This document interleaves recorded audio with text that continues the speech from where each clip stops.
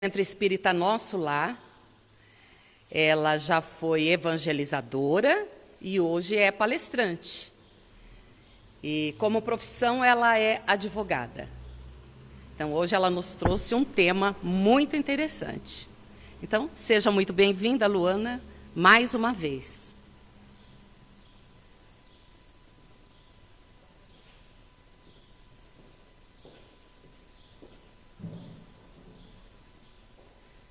Bom dia a todos. Eu vou ficar sem a máscara, porque eu não consigo falar muito tempo com a máscara, e acho que já que estamos todos respeitando aqui o distanciamento, isso é possível, né? Eu queria primeiro agradecer o convite de estar aqui mais uma vez. Eu já estive aqui, esse centro é bem especial para mim, né? Essa aura que a gente tem aqui é bastante singular. Fico muito feliz de que a gente tenha conseguido, aí, ainda que aos poucos, né, com algumas restrições, mas voltar às nossas atividades, porque esse lugar ele contribui demais, né, para o nosso melhoramento, para a nossa energia. Então, estar aqui é muito importante. E eu também não posso deixar de falar que, como ela comentou, a evangelização aqui, né, das crianças ainda permanece suspensa, né, por conta desse contexto. Mas não há nenhum trabalho de um espírita que seja mais importante do que a evangelização das crianças, né? Então, se ainda nesse contexto a gente não pode trazê-las aqui e continuar com o trabalho aqui, que os pais, né, que aqueles que têm criança em casa, não deixem jamais de cessar essa evangelização, né? O espiritismo, o amor ao próximo e a mensagem do Cristo depende de que a gente repasse isso às nossas crianças, né? Eu sempre falo que o trabalho no centro espírita mais importante que a gente tem é com a evangelização, né? Então, que ela não possa cessar em casa, tá? E eu pensei no que a gente poderia falar para esse momento, especialmente a gente retomando as nossas atividades, né, num cenário tão difícil quanto a gente está agora e quanto a gente tem vivenciado nos últimos meses. E eu pensei em falar sobre mudanças e sobre aflições. Porque eu acho que nesse período que a gente está vivendo, todo mundo assumiu uma parcela de mudança, né? Algumas pessoas uma mudança mais intensa, outras menos, mas acho que ninguém consegue dizer que está em novembro de 2020 como estava em novembro de 2019. Né? A mudança ela nem nos permitiu escolher, né? Nem nos perguntou se a gente queria ou não, ela simplesmente se instalou. Então, estamos todos em um cenário de mudança. E é natural que toda mudança cause aflições. Né? Não tem como a gente passar por um processo de mudança sem se sentir aflito. Então, eu acho que esse é um momento bastante oportuno para a gente falar sobre aflições. Né? E para a gente começar falando de aflições, eu acho interessante que a gente tenha a noção de que toda mudança gera um desconforto natural. E aqui a gente não está nem tratando de uma mudança positiva, de uma mudança negativa, de algo que é bom ou de algo que é ruim. A simples circunstância da mudança já é capaz de nos provocar um desconforto natural, né? Já é capaz de nos tirar da nossa zona de conforto. A gente pode perceber que aquele ser que reencarna, né, que está ali nascendo, ele nasce chorando, né, ele não nasce sorrindo, feliz em geral. Então, essa mudança nos causa um desconforto natural. Pensar, né, na nossa passagem, no nosso desencarne, também nos causa um desconforto natural, porque apesar da gente saber que é nesse outro plano que a gente tem a nossa morada mesmo, nos causa um desconforto saber que o nosso estado de reencarnado muda, saber o que a gente tem de desafios para uma próxima etapa. Então, a mudança ela gera um desconforto, não tem como a gente negar. E isso, independentemente se ela é uma mudança boa ou se ela é uma mudança ruim. Mas quando a mudança gera uma dificuldade, é óbvio que esse desconforto ele tem uma amplitude maior, né? Ele aumenta, então a gente se sente mais desconfortável, mais aflito. E num cenário de aflições, né, num contexto de aflições, eu acho que a gente sempre tem 3 opções. Né? A primeira opção que a gente tem é sair desse contexto de aflições, então abandonar as aflições, que é obviamente a melhor opção, né, estar aflito e deixar de estar aflito. Só que essa opção de sair desse cenário de aflições, ela é muito limitada, porque ela só é possível se essa aflição que eu tenho, ela é individual e ela é interior. E por mais que não pareça, a maioria das aflições que a gente tem é dessa natureza. São aflições que nós criamos individualmente e que existem apenas para a gente, no nosso interior. Tá? Então, vamos supor que, por exemplo, você teve uma discussão com o seu familiar ou você tem um problema no seu trabalho. Se você tem um problema no seu trabalho, do momento que você sai da sua casa até você chegar lá, você já está aflito. Porque você está mentalizando o que você vai falar para aquele seu chefe que te causa um problema. Você já está esperando chegar lá e ter uma série de pendências para resolver, chegar e ter aquele clima ruim. Só que esse momento de aflição, ele é individual e ele é interior. Ele não existe para os outros, ele existe exclusivamente para você. Se você tem um problema com um familiar e você combina de se encontrar ou você sabe que ele vai chegar, antes mesmo dele chegar, você já se colocou num contexto de aflição. Você já está pensando, nossa, quando ele chegar eu vou falar isso, vou falar aquilo, eu vou lembrar do que ele fez, eu vou falar... Então, você já está num contexto de aflição que é só seu, que está numa perspectiva interior e que é individual. E, às vezes, o fato da gente estar nesse contexto individual de aflição e o outro não está, nos causa mais aflição ainda. Porque a gente pensa, eu não sei como que aquela pessoa está tranquila, como que ela está bem, se eu não estou. Né? Se eu estou tão preocupada com aquela situação e o fulano não está. Né? Então, vejam que esse contexto individual e interior de aflição é o único que a gente pode efetivamente deixar. Né? Então, se você tem um problema no seu trabalho, você pode e terá aflições no seu trabalho, como qualquer outra pessoa, mas você não precisa alimentar isso fora daquele ambiente. Né? Se você tem um conflito com uma pessoa, e também inevitavelmente teremos esses conflitos, você não precisa alimentar isso. Né? O trânsito, por exemplo, ele é o rei dos conflitos individuais e interiores. Né? A pessoa está estacionando na sua frente e ela está ali ouvindo uma música tranquila, prestando atenção no que ela tem que fazer, mas você que está atrás já está revoltado. Né? Você está ali atrás daquele que está na preferencial e você pensa, não acredito que esse cara não vai. Já deu tempo dele e ele não vai. Só você está aflito. Né?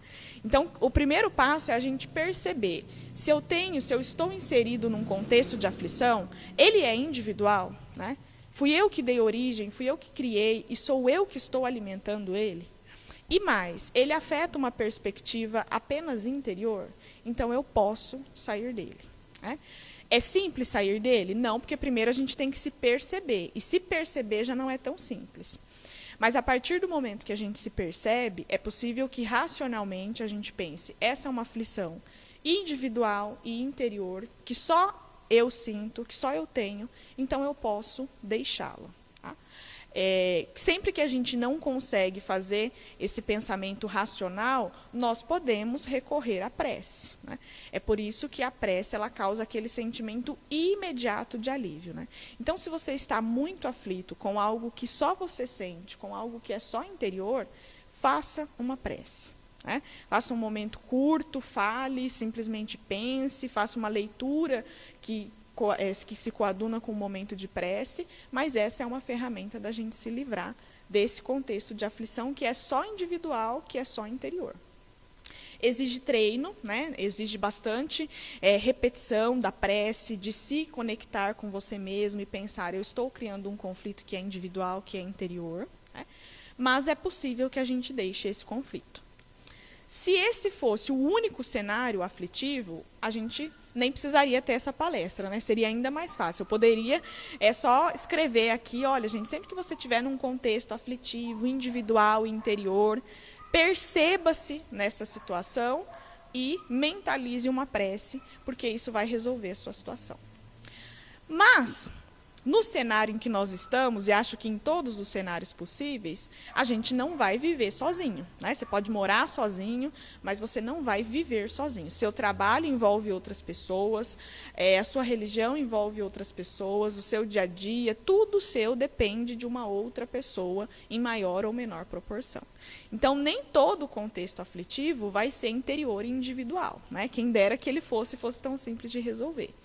Os outros conflitos, eles são exteriores, né? Então, o exterior também é capaz de me causar aflições. E aí a gente tem uma etapa um pouquinho mais difícil para se perceber nesse contexto de aflição. Nesse contexto, a gente ainda tem duas opções. A primeira é não se perceber aflito. E num cenário como a gente está aí em tempos de pandemia, muita gente adotou essa posição, que é, primeiro, fingir que a aflição não existe. Então, ela está ali, ela te causa um incômodo, mas você prefere fechar os olhos e fingir que ela não existe. Você tem um problema no seu relacionamento familiar, mas você pensa que resolver esse problema é muito difícil, então eu vou fingir que ele não existe. Eu vou guardar toda essa aflição que eu tenho para dentro, isso vai somatizar, isso vai virar uma aflição ainda maior, isso vai virar doença. Mas eu prefiro não resolver, eu quero fingir que essa aflição não existe, porque é mais fácil assim, porque é mais simples. Isso assim o que a gente imagina, parece mais simples. Ou eu posso simplesmente não notar essa aflição. Eu sempre digo que em tempos de pandemia, nesse cenário dos últimos meses, se você é aquela pessoa que consegue dizer que, olha, em nenhum momento eu senti alguma dificuldade, a minha vida não mudou, ou eu só consigo enxergar coisas boas nesse cenário, eu não me senti aflito, procure urgentemente ajuda, porque pode ser que você esteja numa situação complicada. Porque, às vezes, você nem sequer se deu conta do seu contexto aflitivo. Eu digo que sair de casa, se você saiu da sua casa, você vai lidar com uma aflição. Você vai lidar e você precisa sentir essa aflição. Porque se você anda pela rua, se você vê as pessoas perturbadas, brigando, se você vê as pessoas em uma situação de necessidade extrema e isso não te afeta, você precisa trabalhar muito seu amor ao próximo. Se você sabe que as pessoas, num cenário como a gente está, estão morrendo em hospitais, sem ter pelo menos um último contato com as suas famílias, que as pessoas perderam o emprego, que as crianças estão distantes da escola, da evangelização há tanto tempo, e isso não é capaz de causar uma aflição em você, você precisa exercitar muito seu amor ao próximo. Eu sei que nesse cenário em que a gente está, existem pessoas numa condição muito privilegiada que suportaram menores mudanças. Eu, por exemplo, me considero essa pessoa. Eu sou advogada e professora, então eu trabalho no meu escritório, consegui reduzir muitos atendimentos, pensar em novos formatos, Como professora, consegui ali lecionar com aula remota. Então, tive mudanças, mas ainda foram mudanças pequenas, perto de outras pessoas, em cenários ainda mais difíceis. Mas a gente precisa se sentir aflito. Isso tem que me causar alguma aflição, porque senão eu estou muito indiferente ao contexto em que eu estou. Eu estou muito indiferente ao outro, às dificuldades do outro, ao mundo em que eu estou. Então, eu preciso me perceber aflito. Então, a primeira coisa que eu digo é, se você em nenhum momento se sente aflito, isso já é um problema bastante significativo. Porque nós precisamos dessas aflições, nós precisamos lidar com elas.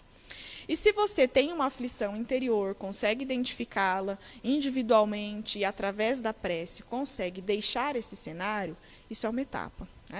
Se você consegue perceber o contexto de aflição que você está, e se você consegue tomar a decisão de alterar esse contexto, quer dizer, eu quero resolver essa aflição, eu quero sair desta situação. Aí você pode partir para uma terceira opção, que é lidar com as aflições.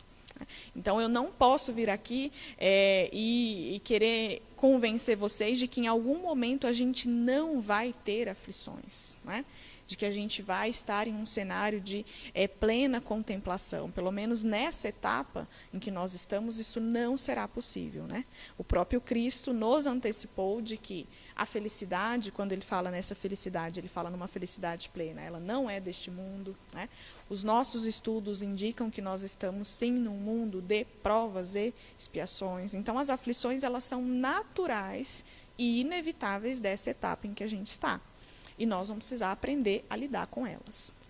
E por que eu preciso lidar com as aflições? Porque o próprio Cristo me informou, trouxe a mensagem de que bem-aventurados são os aflitos. Então, o próprio Cristo ali, no Sermão da Montanha, nas bem-aventuranças, fala que bem-aventurados são os aflitos. E durante um tempo, eu olhava, aliás, não só para esse trecho, mas para vários trechos das bem-aventuranças, e eu pensava, olha, eu acho que realmente a sabedoria do Cristo está muito longe da minha. Porque como é que ele consegue dizer que bem-aventurados são os aflitos? Porque eu fico pensando que a aflição é tudo menos você estar bem-aventurado, menos você estar feliz. Mas, considerando que quem disse isso, quem trouxe essa mensagem foi o Cristo, eu não posso partir da premissa que ele está errado. Né? Então, tem alguma justificativa para ele me dizer que bem-aventurados são os aflitos.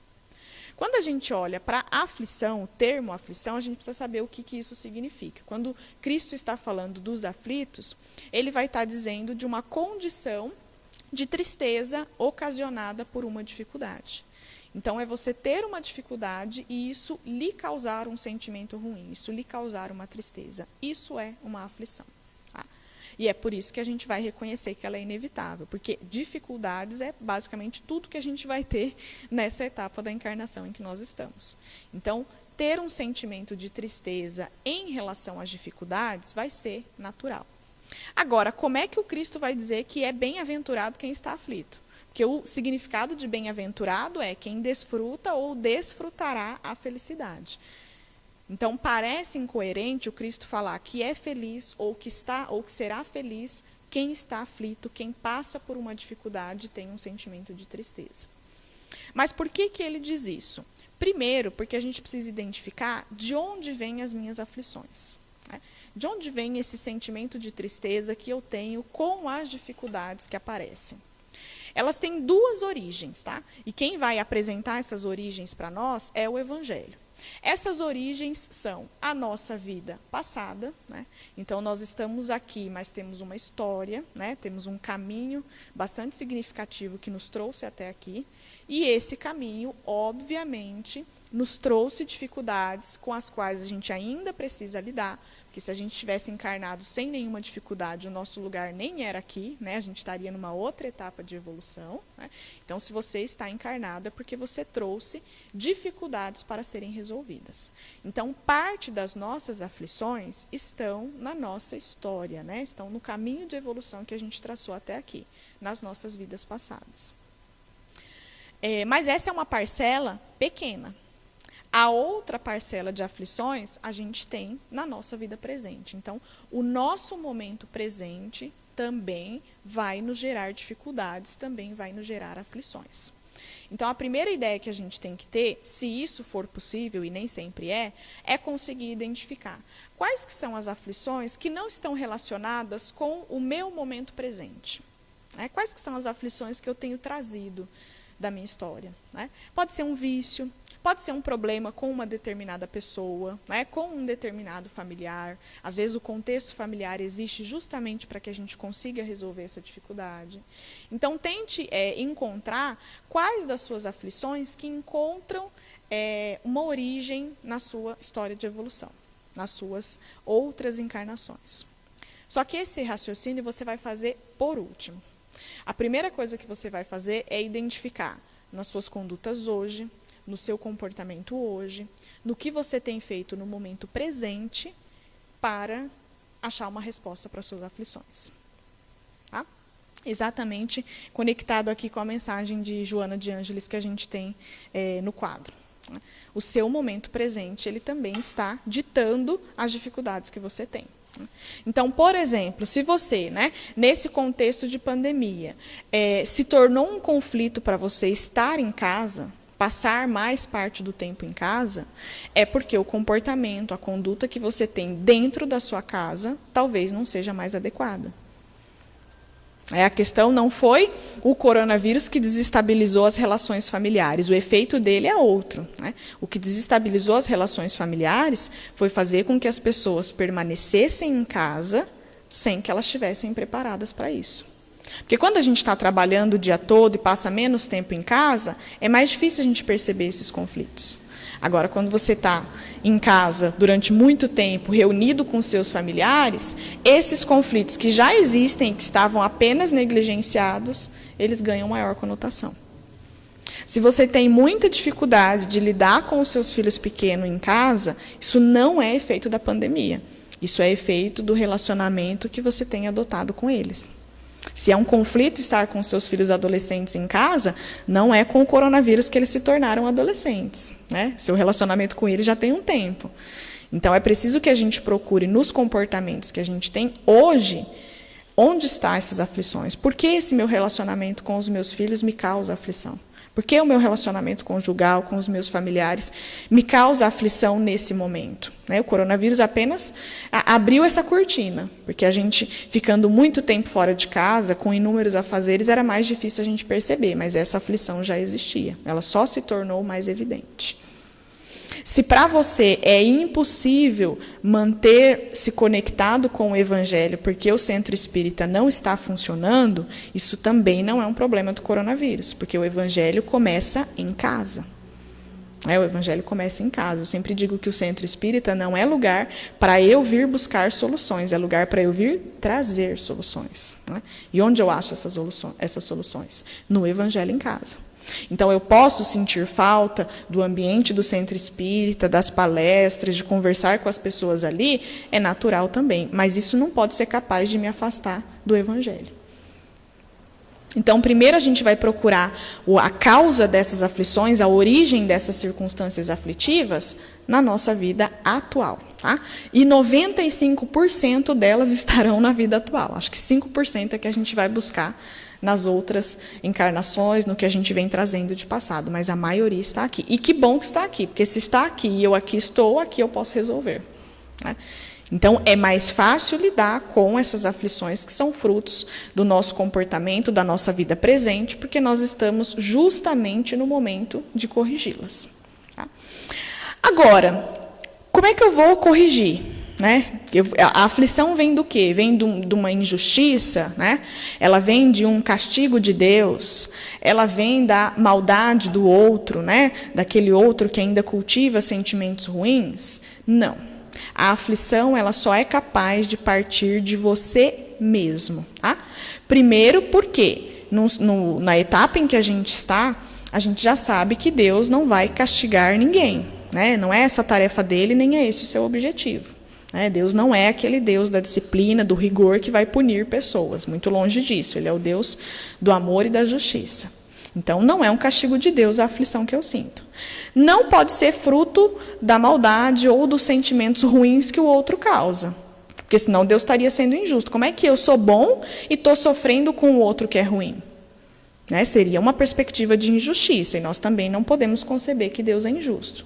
Então, toda a aflição vai partir de uma deformidade de caráter. Tá? As aflições vão ter origem em uma imperfeição. O outro te ofender não te causa aflição. Agora, você ser orgulhoso, você se sentir ofendido, isso te causa uma aflição. Lembra a ideia da criança, né? Quando você contraria ali uma criança pequena, obviamente ela não fica feliz e, em geral, te ofende, né? Em maior ou menor proporção, mas ela não está feliz com você. Isso não te afeta. Por quê? Porque você entende que aquele é um ser que está evoluindo, que ainda não sabe tudo, né? Então, não dá para você levar em conta tudo que ele fala. Por que lá no seu trabalho ou na sua família você também não pode adotar essa premissa? Naquela pessoa que falou isso, ela é quem está numa situação de dificuldade. Então, mais do que o meu rancor, do que a minha raiva, do que a minha angústia, ela precisa do meu auxílio. Então, essa imperfeição de nos acharmos suficientes, de acharmos que nós não temos erro nenhum, de acharmos que todos precisam nos tratar bem, com cordialidade, que nós merecemos, essa imperfeição é que nos gera uma aflição. Então, a nossa causa de aflição não está no outro, por mais próximo que esse outro esteja. Mas olha, a Luana está falando isso, mas o meu filho que tem problema com drogas é a causa da minha aflição. O problema que ele tem com drogas pode ser uma aflição para ele, não para você. Porque, no mínimo, você tem um sentimento de controle sobre a atitude de uma outra pessoa. Quer dizer, você se acha mais correto para administrar a vida de um outro ser. Ou seja, você é egoísta. Porque quando eu quero administrar a vida de outra pessoa, é porque eu acho que eu sei mais e melhor como ela deve viver. Né? Olha, eu sei como você deve viver. Quer dizer, eu me enxergo mais correto, me enxergo mais adequado do que o outro, sem que a gente tenha qualquer parâmetro para isso. Né? Então, vejam, a aflição vem de uma imperfeição. E aí a gente consegue entender por que o Cristo falou que bem-aventurados são os aflitos. Porque eu só posso resolver uma imperfeição a partir do momento em que eu a conheço. Então, se eu estou aflito, esse é o momento de enxergar onde está a minha imperfeição. E agora eu posso me orientar para corrigi-la. E se eu corrigir as imperfeições, eu encontro o caminho da plena felicidade. Então, por isso que o Cristo falou que bem-aventurados são os aflitos. Porque pense que se você, como eu faço diariamente, né, eu sou uma pessoa meio desconectada ali com direções, com tudo. Então, eu estou sempre num caminho perdida. Né? Até quando a Jennifer me convidou para vir aqui, eu pedi o endereço, ela deve ter pensado, sabe que ela não lembra que ela foi lá? Mas eu lembrava, só que daí eu lembrava só aqui da fachada, do caminho para cá eu já não lembro. Né? Então, tem que colocar ali no GPS, no Google Maps para saber. Se você já pegou um caminho, estava perdido, enquanto você estava perdido, era impossível você achar o caminho certo sem que você soubesse que você está perdido. Então, enquanto você está num caminho e você acha que aquilo é o certo, que aquele é o caminho correto, você não vai chegar no seu destino. Agora, quando você olhou a placa e falou, não era aqui que eu devia ter entrado, né? Me perdi. Agora sim, o que você vai fazer? Está pronto para se orientar e corrigir. Né? Se eu tinha que ter entrado lá naquela entrada, mas eu segui, preciso achar um retorno, preciso voltar. Né? Se eu tinha que ter parado mais lá na frente, eu vou continuar seguindo. Então, a gente só consegue achar o caminho certo se a gente conseguir se identificar, se a gente conseguir reconhecer que estamos no caminho errado. E é isso que as aflições fazem. Porque enquanto eu tenho uma imperfeição que não me causa aflição, eu nem consigo notá-la. Então, enquanto, por exemplo, o vício, e qualquer vício, né, aqueles mais graves que a gente conhece, droga, álcool, mas o vício de julgar, o vício de falar dos outros, o vício de procurar erros, enquanto esse vício não me causa uma aflição, eu nem sequer sei que ele é uma imperfeição. E aí eu não posso corrigir, porque eu nem sei que está errado. Agora, a partir do momento em que isso me causa uma aflição, agora eu entendi que essa é uma imperfeição e agora eu posso me orientar para corrigi-la. Por isso que Cristo falou, bem-aventurados são os aflitos. Porque enquanto você estiver no caminho errado, sem se perceber, sem que isso te cause nenhum sentimento ruim, você não vai conseguir se orientar para o caminho certo. Agora, quando isso causar um desconforto em você, aí sim você começa a se deparar com a sua imperfeição e corrigir. E é por isso também que eu disse para vocês que não há como a gente estar na etapa em que a gente está sem ter aflições. Porque a etapa em que a gente está é justamente a da imperfeição. Né? Porque se você é perfeito, ou você não está aqui encarnado, ou você está equivocado sobre a sua qualidade. Então, se nós estamos num mundo de imperfeitos, e todos nós somos, inevitavelmente todos nós vamos ter aflições. E é justamente ter aflição que me permite reconhecer essa imperfeição e lidar com ela. Não conseguimos fazer isso agora, né? Pelo menos eu não consigo. Mas, toda vez que uma situação ou que alguém nos causa uma aflição, o correto era que a gente pudesse agradecer essa pessoa, essa circunstância. Olha, muito obrigado pela ofensa que você me dirigiu agora, porque eu pude perceber o quanto isso me afetou e o quanto eu ainda estou egoísta, né? O quanto eu ainda sou orgulhoso. Mas calma que essa é uma etapa ainda mais difícil, só o próprio Cristo é que foi capaz disso até agora, dando a segunda face. Né? Nós ainda não estamos nessa circunstância e nem vamos adotar uma postura hipócrita de fazer isso sem que isso seja próprio do nosso coração. Então, a gente ainda vai se sentir aflito, a gente ainda vai sofrer? Vai. Mas esse sofrimento é o nosso momento de percepção. Eu estou percebendo que o que o outro diz me afeta. Eu estou percebendo que a postura que o outro tem ainda é capaz de me causar aflição, porque eu me julgo mais correto que ele. Então, eu sou egoísta, eu sou orgulhoso, e pronto. Já evolui muito ao identificar essa imperfeição. Já evolui muito, porque se eu não fosse capaz de identificá-la, corrigi-la, menos ainda. Tá? Então, o Allan Kardec, lá no livro Céu e Inferno, ele vai dizer, o sofrimento é inerente à imperfeição. E é daqui que a gente busca a aflição. Então, a aflição me aponta um critério de imperfeição. E a partir disso, a gente vai dizer também que essas imperfeições, elas são nossas. Né? Elas não nascem com a gente, então você, lá nos seus primórdios da criação, não nasceu com essas aflições, não nasceu com essas imperfeições, mas você foi adquirindo elas a partir do seu sistema de vivência, do seu sistema de existência. Tá? Porque Deus poderia ter criado os seres exatamente como Ele criou a natureza, perfeita, né? Porque até o lixo que a natureza produz é adubo para outra parte da natureza, né? Até os resquícios tem ali um determinado ponto em que eles se encontram e que eles fazem sentido. Então, a natureza ela é completamente perfeita.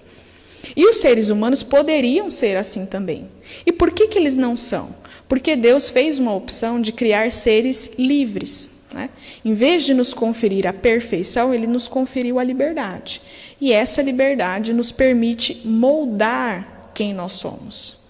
E nesse molde, pelas várias dificuldades que a gente tem, né, pelas várias imperfeições, a gente vai angariando aflições.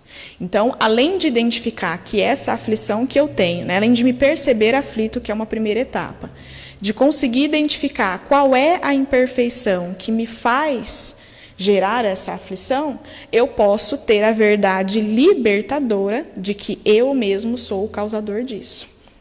E quem vai nos falar isso também é o Evangelho segundo o Espiritismo.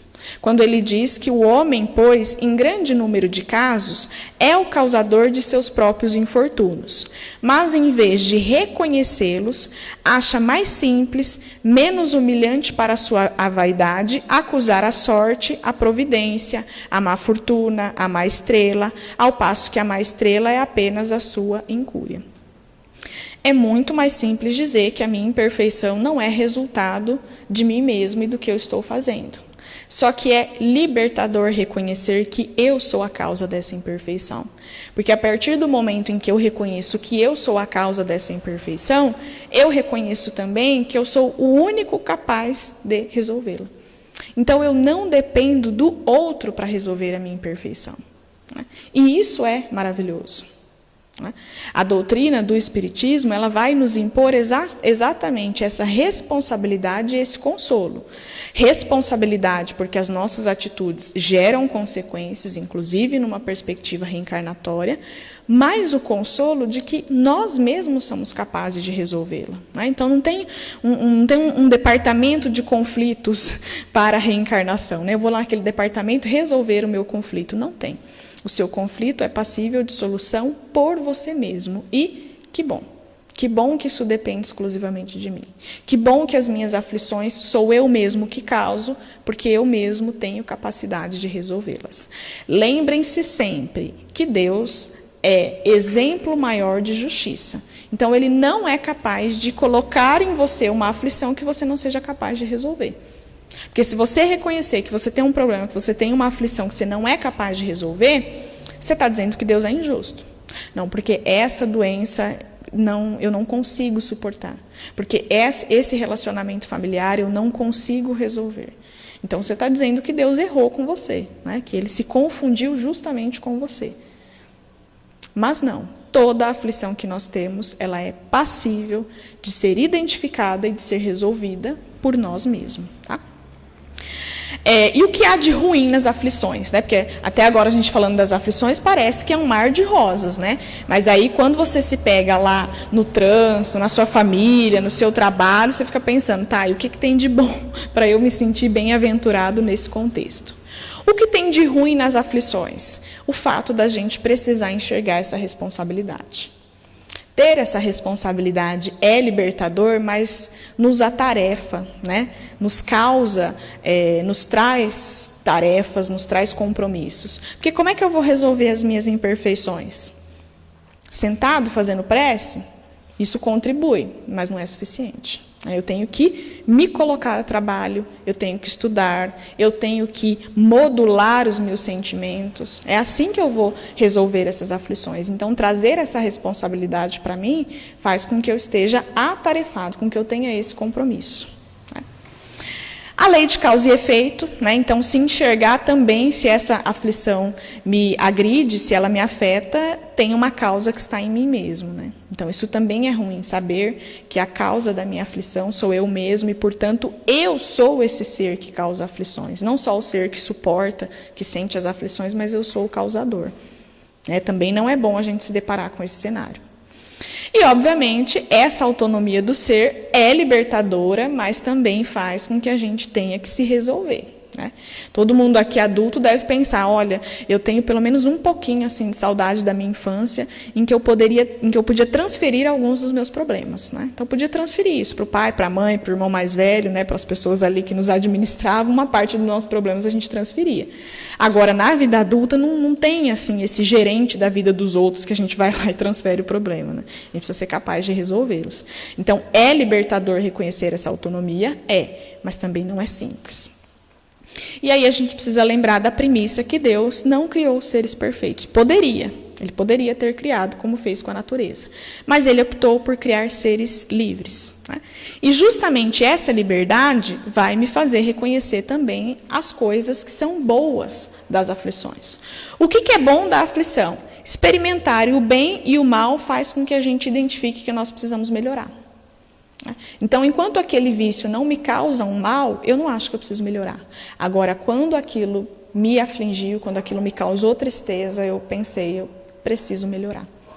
Então, experimentar as coisas boas e as coisas ruins é a forma que a gente tem de melhorar. Poderíamos melhorar apenas pelo conhecimento das leis divinas, apenas pela conexão que a gente tem que ter com Deus? Poderíamos. Conseguimos? Eu, pelo menos, não. Né? E porque as leis divinas a gente conhece praticamente de cor e salteado. Inclusive, nos lembramos dela quando estamos a desrespeitando. Então, apenas ter esse conhecimento não é suficiente para conduzir essa melhora. Então, essas experiências aflitivas têm o lado bom de nos aproximar da nossa evolução, da nossa melhora. Tá? Tem também o lado bom de que é o lado econômico, né? Sofrer hoje me economiza, me tira de um sofrimento futuro. Então, aquela ideia, a dificuldade que eu estou passando hoje, desde que eu a perceba e desde que eu esteja disposto a resolvê-la, ela não será uma dificuldade no futuro, né? Ela não será. Então, enquanto eu negligenciá-la, ela permanece, mas a partir do momento em que eu me empenhar em resolvê-la, ela deixa de ser uma dificuldade. E em muitas situações da vida a gente tem esse cenário empiricamente demonstrado. Aquela dificuldade que te atingiu lá atrás, hoje ela não faz sentido para você, né? Então, provavelmente, quando você começou a dirigir, meu Deus, pegar o carro era um caos na sua vida, né? E hoje você faz isso, às vezes sem nem perceber, de maneira automática. Por quê? Porque aquele sofrimento no início não faz mais parte. Provavelmente, quando você começou um trabalho novo, uma atividade nova, aquilo te impunha também uma grande dificuldade que hoje não faz mais parte de você. Então, sofrer hoje também é capaz de nos encaminhar para a felicidade plena no futuro, para esse estado de satisfação que o Cristo nos antecipou que existe. Então, pela perspectiva econômica, né, sofrer hoje por não sofrer mais, por não sofrer no futuro, isso também é um lado bom das aflições. E, sem dúvida, a gente precisa, falando, né, desse sofrimento de agora, que economiza o sofrimento futuro, não é tão simples a gente fazer esse raciocínio, porque isso é próprio do Espiritismo, né? Essa ideia de um futuro, de um porvir, de algo que não é duvidoso. A gente não duvida de que temos caminho à frente, né? A gente não duvida disso, é uma certeza. Talvez a gente ainda tenha algumas dúvidas de como será esse porvir, de como será esse futuro, mas que ele existe. O Espiritismo ele é cristalino nesse sentido, né? Então, acreditar nesse futuro, para nós que somos espíritas, é ainda mais simples. É ainda mais fácil. Então, esse sofrimento de agora, ele também está sedimentando, ele está limpando o meu futuro que está no porvir. Eu sei que outras religiões, que outras doutrinas religiosas talvez não tenham esse apego, e isso torna as coisas muito difíceis. Não acreditar nesse futuro, não saber que ele existe. Mas para nós, não. Nós sabemos que ele existe. Isso também não é exclusividade do Espiritismo, mas basicamente de todas as religiões cristãs. Acreditar que nós estamos nos encaminhando para uma etapa futura também faz com que a gente reconheça as aflições de agora como algo ruim. Tá? E qual que é a postura que a gente tem diante das aflições? Nós somos capazes de suavizar ou de aumentar essas aflições, a partir do modo como cada um de nós as encare. Então, acreditar que elas podem não existir vai nos trazer mais sofrimento, porque estando cada um de nós numa situação de imperfeição e sabendo que as aflições vêm das imperfeições, naturalmente, em algum momento nós vamos nos encontrar com ela. Mas o modo como eu as encaro, e tendo em mente essa perspectiva de que esse momento aflitivo é justamente o momento em que eu posso superar essa imperfeição, é que deve ser a postura que a gente tem que encarar. Tá? Também nós temos essa lição no Evangelho. Então, tudo isso que eu estou falando de aflições aqui, não é porque vocês devam imaginar que eu vou voltar para minha casa e ser uma pessoa sem aflições, ou que eu lide tão simples assim com as aflições. Muito longe disso, né? Acho que eu estou ali no cenário das mais aflitas e tentando resolver um pouco delas na etapa em que eu estou. Mas essas lições aqui, elas são as lições evangélicas, elas estão previstas no Evangelho, né? Diretamente do Evangelho ou da doutrina espírita. Então, não tem como elas estarem erradas. É porque se são parte do Evangelho, são parte dos ensinamentos do próprio Cristo. E o Cristo não veio aqui para nos trazer uma mensagem equivocada. Então, diante das aflições, que a gente possa pensar na postura que eu posso adotar e que eu quero adotar para isso. Pode ser uma postura de negligência, pode ser uma postura de revolta, ou pode ser uma postura de solução, de resolver essa imperfeição nesse momento. O que não é simples, demanda responsabilidade, demanda trabalho, mas é o que traz os melhores resultados, é o que vai nos fazer reconhecer a bem-aventurança que o Cristo disse. O fato de ser bem-aventurados e estar aflitos. Não basta com que a gente simplesmente curta esse sofrimento, né? Com que a gente esteja imerso nele. O sofrimento pelo sofrimento não tem razão nenhuma, né? Tanto é que dentro da doutrina espírita a gente abandona por completo aquela ideia do sacrifício pela dor, pela penitência, pelo próprio sacrifício. Não tem sentido nenhum. Então, eu preciso achar, do momento de sofrimento, para que ele faça sentido, quais as lições que eu posso tirar dele, né? Então, nem de longe aqui eu quero fazer a defesa de que a pandemia só tem lados positivos. Mas o que eu quero é que a gente possa perceber quais são as lições que eu posso tirar desse momento de aflição. Ele me causa sofrimento, naturalmente, mas o que eu posso tirar dele? Então, onde eu reconheci as imperfeições que eu posso resolver? E aí, compreender a vida espiritual é inevitável, porque se a gente se apegar apenas à matéria, nós não encontramos respostas, né? Do ponto de vista material e na etapa em que a gente está, não tem justificativa para a gente ter pelo mundo, né, um vírus se alastrando com um potencial como esse, afetando todos os setores de vida que a gente tem. A não ser que a gente fale que Deus está castigando a humanidade por uma série de coisas, né? O que me parece um pouco distante da visão de amor que nós temos que ter de Deus.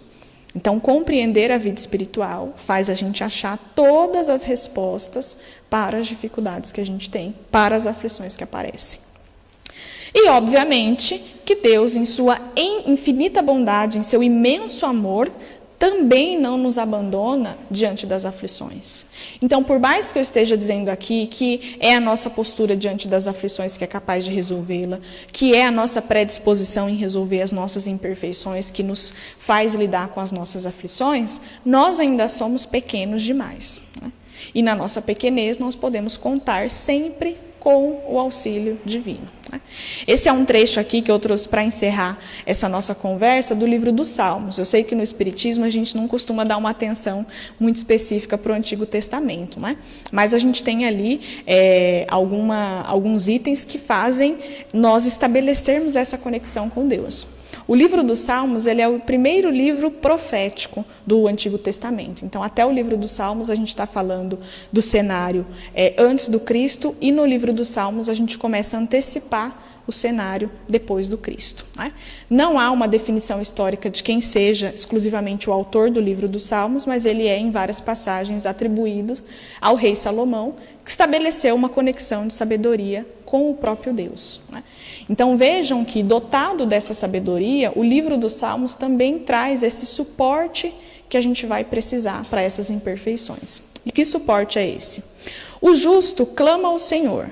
O Senhor os ouve e os livra de todas as tribulações. O Senhor está perto dos que têm o coração quebrantado e salva os de espírito abatido. o justo passa por muitas adversidades. Então, se nós estamos passando por dificuldades e isso nos causa sofrimento, significa que nós estamos num caminho dos justos. Por quê? Porque eu já posso me perceber imperfeito. Porque eu já posso me conectar com essas imperfeições e resolvê-las. E mais, se isso me causa sofrimento, é Deus que se aproxima de mim. Então, clamar a Deus significa estar em prece. Então, no momento das aflições, que a gente possa se conectar com Deus para que Ele se aproxime de nós. Porque Deus não é a visita inconveniente. Essa expressão dessa conexão aparece quando a gente mesmo a solicita através da prece. Então, nos momentos de aflição, além de nos perceber, de identificar as nossas imperfeições, de nos orientarmos para uma postura de correção dessas imperfeições, que a gente se lembre que não estamos desamparados, que o próprio Deus nos acompanha e se aproxima de nós sempre que nós fazemos essa solicitação através da prece. Tá bom? Obrigada, acho que por hoje é só. Eu falaria aí até 12h30, 1h, mas eu sei que daqui a pouco a gente quer almoçar, né? Quem me conhece sabe que eu falo pouquinho. Mas, mais uma vez, obrigada pelo convite. Espero que eu possa voltar aqui sempre, não só para fazer as palestras, mas para participar aqui também. Que daqui para frente a gente consiga cada vez mais estar nesse lugar, né?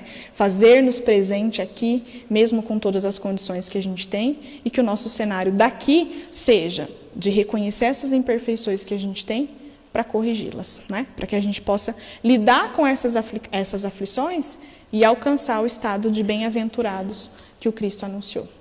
Obrigada, viu, gente?